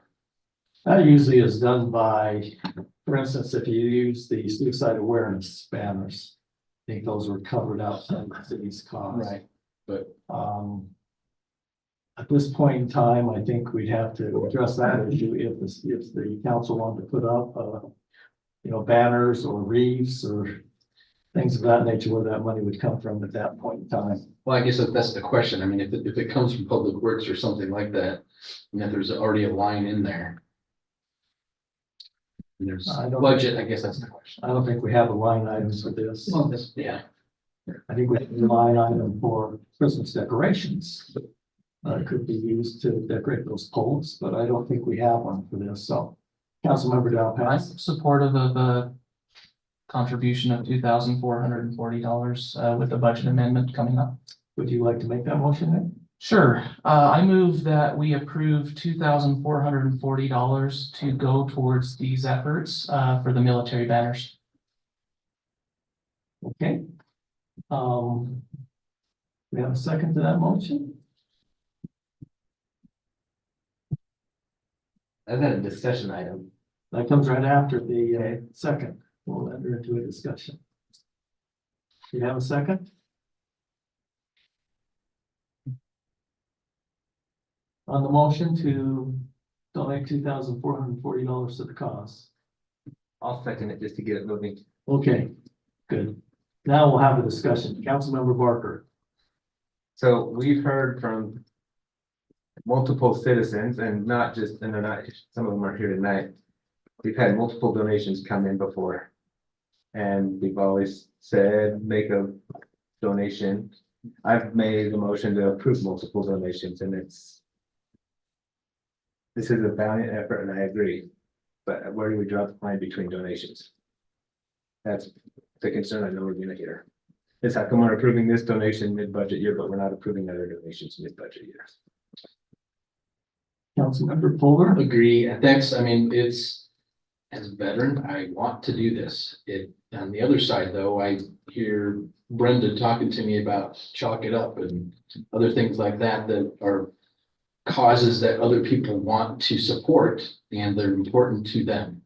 And, you know, I agree, where do you draw the line between, a budget amendment and taking something out of the budget they already have and applying it to, or donation 100%? And that's, as a city, I want to support the veterans. I want to do this, but it's, how do you do it out of budget cycle approval when literally that was what the budget committee last year said, stop out of budget. Saying, well, yeah, be for If I Let me help you out. I don't think you'll find a legislative body anywhere in the state, in any state, that is able to get through a fiscal year without a budget amendment. It doesn't exist. Can't happen. Let me solve your problem here. I'll donate 2 months of my stipend to cover this. Thank you, Mayor. Well, I'll donate one. Okay, there you go. So John, if you would Seriously. do that, that would help. Bill, you want a check for me, I'll get you a check for, Private donations are Private more than donation. accepted. You betcha. Make it out to the Major Brent Taylor Foundation. We'll get you a receipt. You know, I would think though that basically I would prefer the donations to come into the city, even if they come from the Major Brent Taylor, so that we can track this, because this is really the city's, it's on our polls, right? So I think that the city ought to probably monitor this, and even if you want to collect it to the Brent Taylor Foundation, then make it to the city, so. I think so. Is this dying without a second? Oh, We have a second. I would, if I could just respond to the question about Councilmember Parker. This isn't an organization supporting a particular cause. Veterans is different than cancer. Veterans is different than autism. Veterans is different than anything. It affects every one of us and our freedoms. This is a recognition of those who are willing to put their lives on the line for our freedoms, who have put their lives on the line for our freedom, and who died for our freedom. It's completely different than any other organization. It's actually not an organization. It's a city-sponsored thing that we've been doing for a number of years. We're just changing it up a little bit. And again, it's kind of like the seed money that we approved for Cherry Days. We're just asking for the 2440 to get it rolling right now so that we can get these banners ordered, get them back up in short order. And then from here on out, it'll be a private donation. So if council was willing to approve that contribution, plus the individuals who made pledges tonight to. I'm not gonna make your job easier. I'm just saying, if the council refuses this, Oh, so there's a stipulation. well, because I want you out raising money. I'm gonna be out raising money, Oh. whether or not the council gives the money and whether or not you guys, No, but if they give it Donate as some of your a donation, you don't have to go out and raise money. oh, we do, because there'll be more banners. And I would suggest too that, you know, I like it when people have skin in the game, and when those banners go up, I would at least ask those who can to cover half the cost when the banners go up. I think that way you're gonna have more money, because we know this is going to expand, Sure, and so at least ask, absolutely. so. Okay, we have a motion and a second on the table here. Are there any further questions from Mr. Swanson? I'm still okay to vote on the motion because we've got 24 more that haven't responded back, so it just keeps it rolling too. Yeah, I mean, we're gonna vote on the motion right now. And so we've had different, so I'm gonna ask for a roll call vote. And the roll call vote starts with Councilmember Severin. Well, I'm just a little confused, Mayor. Can we get some, can I get some How can we clarity? help you get unconfused? Well, okay, so if you make a contribution as a as a citizen, I make a contribution, are we really trying to? Are we talking about the difference between what we contribute as being the vote? And we're talking about if the cities, the vote is if the city is going to donate $2,440. So what I was trying to say is, he's saying that there are 24 Right. non-responses so far, and those people could be responding any day now. Right. So I'm just saying that I still am okay with the city putting forward that amount of money. Because when I went out, when we were taking them down and so forth like that, everybody I talked to, and I've still got my list, was willing to contribute back, except for one person, and it was just basically because of money. And I was gonna cover that one anyway, Sure. but so, And in those instances, they're welcome to do that, and it can be a donation. right. Okay, so it was basically, the motion is simply, is the city going to grant the request for $2,440 on this project? That's the motion on the table. And as I said, I like to see Mr. Swanson work. I was saying I would donate my stipend if the council does not approve it. Because otherwise I want to see him not raising money.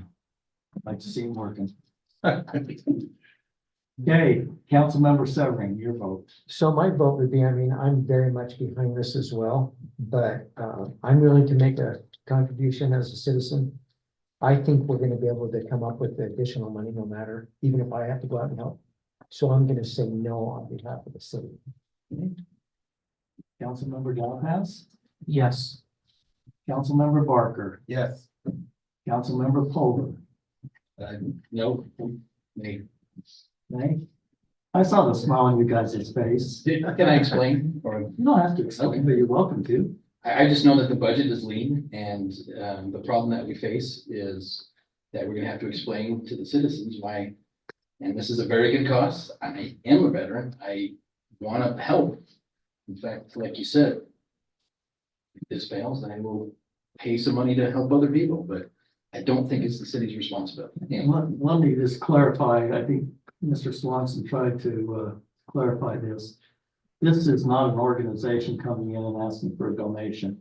This is a city-sponsored event to, quote, beautify the city. It's part of, what do we call that? The Veterans Way or Veterans Boulevard, Heroes Boulevard. Veterans Boulevard. So I see a distinction here between 4-H coming in and asking and,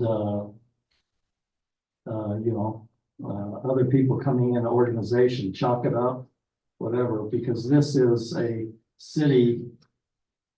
So it's, what you're saying is now it's a city sponsored. It Always has has- been. always has been. Because from before, what I understood is that people paid for it, the city just put it up.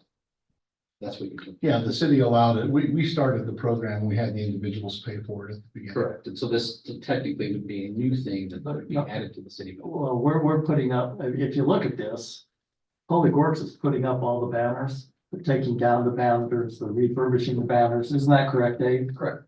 So to me, this has always been, even though where the funds came from, So you're saying there's a budget line in the budget currently that says putting up.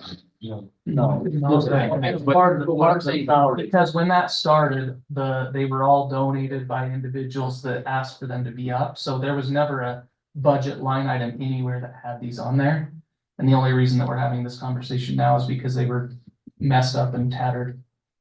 Yeah, we could have left them up. City made the decision to take them down because they were tattered, so to speak. They didn't represent what the city wanted in the beautification process. So I just want to clarify, there is a difference here because this is a city event.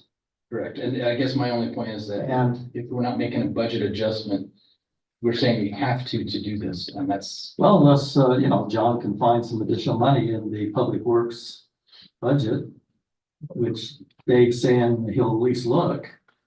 But, this is a city spot, and I look at it. And, I'm not a veteran. Thanks for your service, by the way, and all those who have served. Well, we are willing, if this comes down to just making a budget adjustment, this is not uncommon in government by any means. And to me, if we're willing to donate money for the North Pole, I don't see any difference here other than, to me, this is an equal cause. So to me, I agree with what's been said here about creating and we need to get a donation policy, by the way. We talked about that. John, we need to proceed on that. But that's the difference to me, to those who, and I'm more than happy to hear from the public if they see it differently. But this isn't this isn't the Brent Taylor Foundation asking for the money. This isn't the veterans asking for the money. This is asking for money to support a city-sponsored event, because we probably spend more labor putting those things up and taking them down than $2,400. So if we're afraid to do that, then I guess we ought to ask Mr. Swanson to put them up. I'd like to see him working, so. You know what? Put me in the bucket. I'm happy to do it. The question is. Your insurance will go up again. We'll probably leave you there and not let you down, so. There'd be plenty who would be okay with that. So that's where I see the difference. So the vote's been taken, and because of that difference, I think this is something that needs to be approved. I vote yes. Thank you. Yep. Very much appreciated, and I will, you have my commitment that we'll raise plenty of money on the backside. Okay, Okay? we're counting on us, Absolutely. but I think all the money should run through the city. So, since this is a city sponsored. Okay. I'll get together with John and Jamie and we'll figure out the particulars on, how to do that, who the check gets written to. Would it be the North Ogden City Corporation or who that is to? And how we get individuals their donations. Okay. Thank you all. Thank you. but my stipend thing isn't exclusive, so that does, I do want that, so. John, if you could make that happen. And if you can't raise the money, call me, I'll do the same. But I want to see him working. Raising the money. All right. Now on item number. Here. 11. That's the right one. Councilmember Dowpaz, so would you like to report on public safety police department, please? Yes, sir. Okay, so as everyone knows, the public safety building is nearing completion, which is super exciting. And the chief has proposed that we have an open house on February 29th between 2 and 7 p.m. And the reason that I'm bringing that up with the council right now is just to double check that you guys believe that that date works okay for you guys and would be supportive of it. The advantage of doing the open house before the police station is functioning is it's less of a security issue and people should be able to be ushered through most parts of the building without any problems, so like evidence area and all that stuff. So can I just get a head nod? Are you guys good with February 29th, 2 to 7 p.m.? Okay, sounds good. So let's plan on the open house being then. And then the chief wanted to mention that in the interim, while we're moving things between buildings and the old building will be demoed, it will be a little bit more difficult to come in and perform business. He just wanted to say that anyone can contact the police department by phone, of course, still. And officers are available 24/7 through dispatch. So there might be a little bit of a, try to go knock on the door and they're moving around things. So just be aware of that. And then he just mentioned, this is very important as always, is that there is a increase in scams going around. So it's more prevalent than ever. So if a scammer or a fraudster gets in contact with you, never give out personal information or make payments to someone that has contacted you. Make sure you check all the boxes before you do something like that. If you are contacted by someone claiming something suspicious, like maybe like a Persian prince, be mindful of that, be aware that that might be a scam. You can contact the police department and they will help you determine if it is a scam or not. And then last but not least, I wanted to mention that the session that was being set up by Terry McCullough and the League of Weaver County Women Voters and the NAACP has been rescheduled for, I hope I can find this on the spot. Hold on, please hold. It is going to be on February 20th at 6:30 PM at the Pleasant Valley Library at 5568 South Adams Avenue. And just as a reminder, most of the police chiefs in Weaver County will be in attendance at that event, including, now it's listing Sheriff Arbon, he was invited. And then they're going to talk about gun violence, crime rates, and be collaborative with the community. Thank you, Councilmember Dalpas. I would just maybe add to that, the department has selected 2 new lieutenants. Both of our lieutenants are retiring here in the next 4 to 6 weeks, I believe. I know there's been a request to keep that retirement pretty close to the vest in regards to attending, but we will kind of honor those folks internally. And we do have 2 new lieutenants. I think that's public information, isn't it, John? Officer Child and Officer Boyette will now serve as lieutenants as we see Jeremy Hines and Clark retire. So obviously there'll be some structuring of the leadership there. There's also been new sergeants, I think, selected. I believe, John, correct me if I'm wrong, not that this makes a difference, but I think it's important. We had a female sergeant in the police department before. This is our first female sergeant in the police department with Officer Mueller. And I think the other one is Officer Holmes. And the third one, West. Officer West, were selected as sergeants in the department. And we have great officers. I know there's some other opportunities now for growth with some of our other officers. We hope they'll take that opportunity to grow in our department. So, okay, just wanted to add that. Is that okay, Councilmember Dalpas? Sounds perfect. Thanks for the addition. Yes, you're welcome anytime. Let's move on then to Councilmember Severing. Councilmember Severing?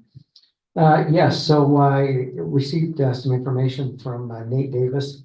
He just wanted me to report that we're keeping a close eye on the apartments being built on Prominence Point. So that doesn't turn in any kind of negative way. The awesome Scott Hess wanted me to indicate that the Southbound study is complete and that the final document will be taken to the Planning Commission and then to the City Council for adoption of the general plan. Dan Nixon storage unit upgrades have been applied for through the site plan process. And all building permits and business licenses are all caught up. And then he wanted us to indicate that our new planner, Ryan Nunn, is doing an incredible job. And then just one last thing. I had been keeping an eye on Senate Bill 172 on gravel pits, and now it actually became applicable. Thank you, John. You made my work justified. The only other, of the probably 11 that I've been kind of keeping an eye on, the one that I think is the most significant is HB 306. As of this morning, it's still in the House and has not been voted upon. Is that Clancy's bill on property taxes? No, this is Raymond Ward's on approval of like lot sizes can't be beneath 5400 square feet, et cetera, et cetera. I think the last I heard too, they're gonna put that out for study. Isn't that what they said on LPC? I think that it seems like that bill will get Delayed.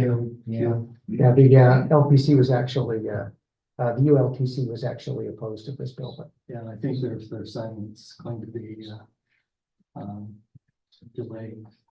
The bill is, still being considered for, the use of independent inspectors by third parties. They don't have to use the city inspector. what, I don't know which one is that. I don't know which bill that was discussed.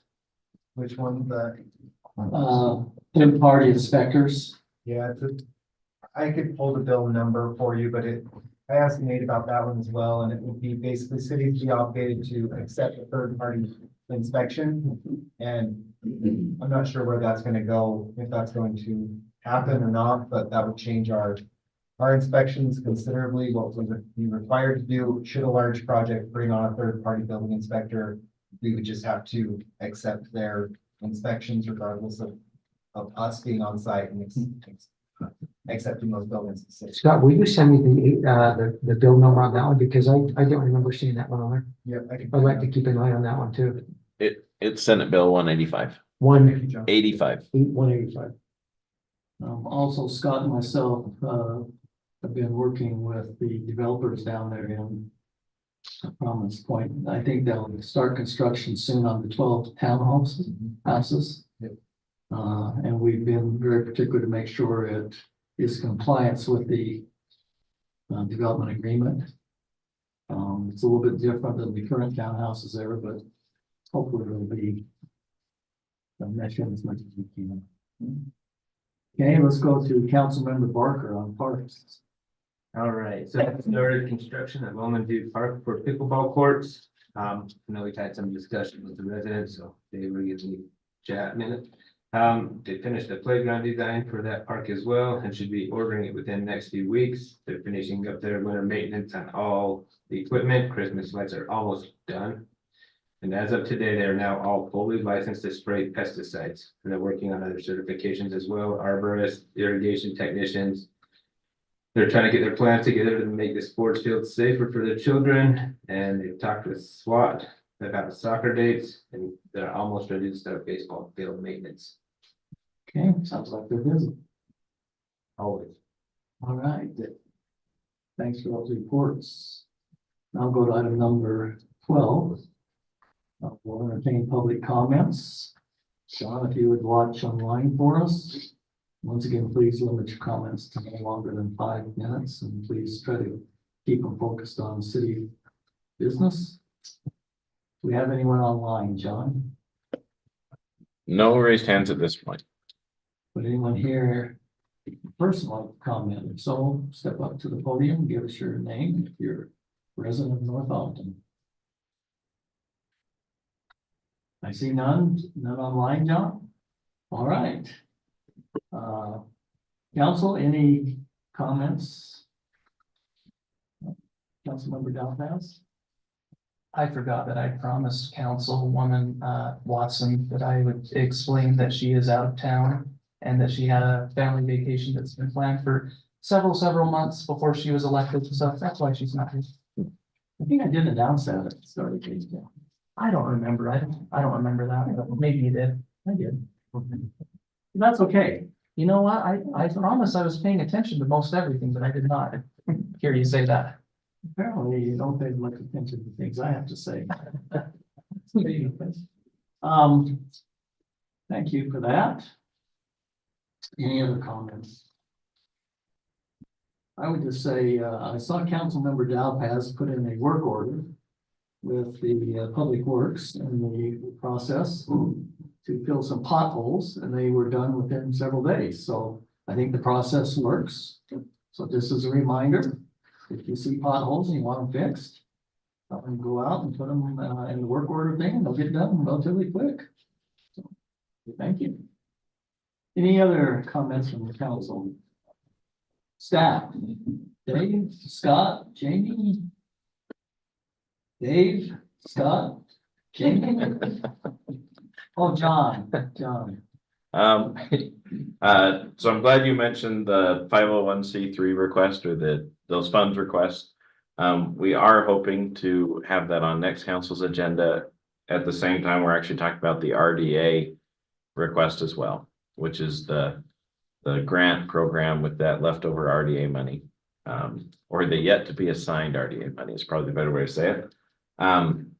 We actually, on the 27th, will likely be in the new building for council meeting. So we are getting our occupancy permit this week. And we want to run council and planning commission in the new space a couple times before court runs. Because their stuff is very critical for court proceedings that operate correctly. So we're gonna play with the AV system and make sure it works. But we will let you know for sure, and we will make a big note of it on any agendas so that people know to head to the new space as opposed to this one. Ryan and I are getting trained in the morning on the new AV system. So that's there. And then you might have heard through the rumor mill, and Zella is here with the senior center. But the county is talking about senior services and senior centers and how they're going to operate that. We had a meeting with them. Good news is, I think we might have talked about this a little bit, but I got the official rescinding. They sent us a letter in December that said, hey, we're canceling our contract in 6 months. And the cities universally at the meeting said, wait a second, that felt abrupt. And so they rescinded that letter, and we got it today that said, hey, we're talking, we're not walking out of this. Let's figure out how we're going to make this work. So just in case you've heard anything about that, the county is still engaging with us, or not the county, it's really Weaver Human Services, which is technically a separate entity. And here's the issue. John and myself attended that meeting. Even though we're one of the larger participating senior centers, our funding is like the lowest or second to the lowest. And the other problem is now there are cities who have senior centers who have not been getting any support from the county. So the dilemma is they have a fixed amount. So if they start funding all these different centers, it is going to be quite a burden. I like the recommendation that they're making, but I just went out in the wilderness that we have regional senior centers. Because I think our seniors do deserve full programs. And these centers go all the way from 1 day a week to 5 days a week to 4 days a week. And if the purpose is to help the seniors, then we need to have full programs. And the city made it very clear to us that the programming is under the direction of the city. So the city can ask and approve any programs they'd like in the center. Of course, it all comes up to funding, right? And how we do that. So more to come. Stay tuned, but it's something that they have to fix because right now it's very unfair on how this thing's funded. And so it's good to see that they listen to them. There's be more discussion. Okay. Anything else? It's come to your mind. All right, then I look for a motion to adjourn the meeting.